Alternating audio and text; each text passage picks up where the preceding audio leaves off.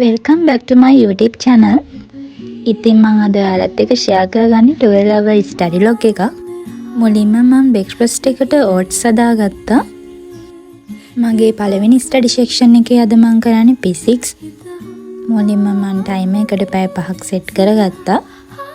මේක long study section එකක් හින්දා කම්මැලිකමක් එන්න පුළුවන්. ඒ හින්දා මම පොඩි snack එකකුත් ready කරගත්තා. ඉතින් අද මම physics වල කරන්නේ structure essay වලට එන practical වල theory point මතක් කරගන්න එක. ඉතින් මම මේ දැන් ඔයාලට පෙන්නන notebook එක තමයි මම model papers, past papers එහෙම කරද්දි ඒව manage කරගන්න පාවිච්චි කරන notebook එක. මම subject තුනට මේ විදිහට charts හදාගෙන තියෙනවා. එතකොට physics practical වලට මෙන්න මේ වගේ පොඩි notebook එකක් මම හදාගෙන තියෙනවා. ඉතින් ක්ලාස් වල නෝට් වගේම පාස් පේපර් කරද්දී හම්බෙන අලුත් පොයින්ට් දාලා මට ඕන විදියට මම මේ ප්‍රැක්ටිකල් නෝට් එක හදාගෙන තියෙන්නේ. ඉතින් අපි යමු පළවෙනි ස්ටඩි සෙක්ෂන් එක පටන් ගන්න. මම අද කරන්නේ තර්මල් ෆිසික්ස් ප්‍රැක්ටිකල් ටික. මම ගොඩක් යූස් කරන ස්ටඩි ටෙක්නික් එක තමයි ඇක්ටිව් රීකෝල් මෙතඩ් එක. මම මේකෙදි කරන්නේ එකටම ඒකට අදාළ තියරි කොටස මුලින්ම කියව ගන්නවා. ඊට පස්සේ මම ඒක මටම එක්ස්ප්ලেইন කරගන්න try කරනවා. එහෙම කරාම අපිට තේරෙනවා අපිට මොන පාඩද අමාරු, ආයි අපි මොන ඒවද බලන්න ඕන, මොන ඒවද අපිට මතක නැත්තේ කියලා. මම මේ විදිහට ප්‍රැක්ටිකල් ටික රිවයිස් කරලා ඉවර වෙලා ඒකට අදාළ පාස් පේපර් ක්වෙස්චන් ටික කරන්න තමයි හිතාගෙන ඉන්නේ. එතකොට අපි පාඩම් කරපුවා ප්‍රශ්නයකදී ආවහම කොහොමද ලියන්නේ කියලා හොඳ එක්ස්පීරියන්ස් එකක් ගන්න පුළුවන්. මේකෙදි මම තව කරන දෙයක් තමයි මම questions හදාගෙන ඒවට answers ලියනවා. නැත්තම් මම ඒ අදාළ තියරි කොටස හොඳට පාඩම් කරලා ඒක මතකෙන් ලියන්න try කරනවා. ඔයාලටත් මේ method එක set වෙනවා නම් try කරලා බලන්න. ඇත්තටම exam වලදී මොකක් හරි question එකකට answer එකක් මතක් කරගන්න මේක මේ helpful කියලා මම හිතනවා.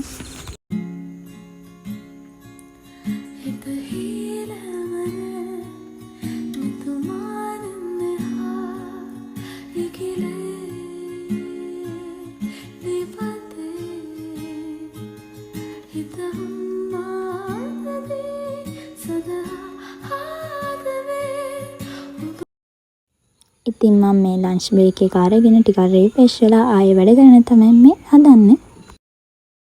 I saw a piece of heaven waiting in patience for me down, and I was running far away. Would I run off the world someday? Nobody knows, nobody knows.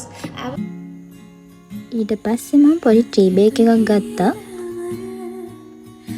ඉතින් දැන් ටිකක් හවස් වෙලා දැන් මේකෙන් පස්සේ මම මගේ දෙවෙනි ස්ටඩි සෙක්ෂන් එකට යන්න තමයි මේ හදන්නේ. ඉතින් guys මගේ ස්ටඩි බ්ලොග් එකට ඔයාලා කැමති නම් අනිවාර්යෙන්ම මාව subscribe කරලා like කරලා comment කරලා මතකද share කරන්න. ඉතින් මම දැන් biology තමයි කරන්න හදන්නේ. සාමාන්‍යයෙන් මම දවසකට subject දෙකකට වඩා කරන්නේ නැහැ.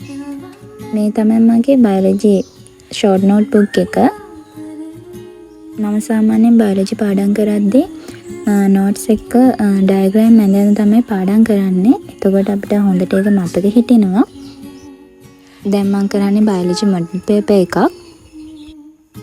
paper එකේ එකටම මම කරන්නේ structure essay එක.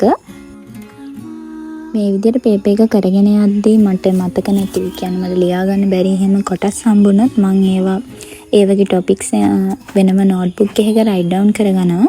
මම ඔයාලට වීඩියෝ එක ඉස්සරහදී පොඩි නෝට්බුක් එක පෙන්නන්නම්. ඒ අමතක කොටස පොඩි කොටසක් නම් මම ඒක එවෙලම නෝට් එක කියවලා පාඩම් කරලා ඉවර කරගනවා. මේ තමයි මම අර ඔයාලට කිව්ව පොඩි නෝට්බුක් එක.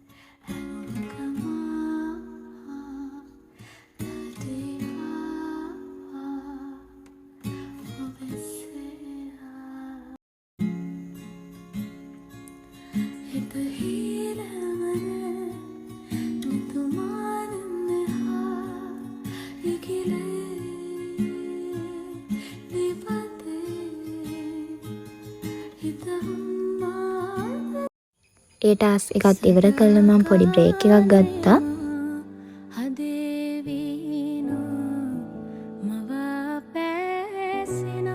ෆයිනලි ස්ටඩි සෙක්ෂන් දෙකක් ඉවරයි. තව එක ස්ටඩි සෙක්ෂන් එකයි තියෙන්නේ.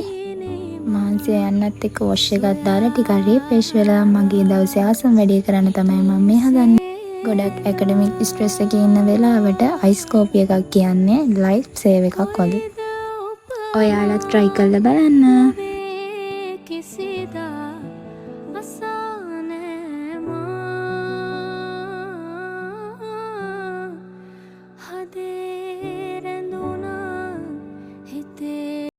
මේ ස්ටඩි සෙක්ෂන් එකේ කරන්නෙත් මම ෆිසික්ස්. මම කලින් ස්ටඩි සෙක්ෂන් එකේ රිවයිස් කරපු ෆිසික්ස් ප්‍රැක්ටිකල් වලට අදාළ පාස් පේපර් වෙර්ෂන්ස් තමයි කරන්නේ.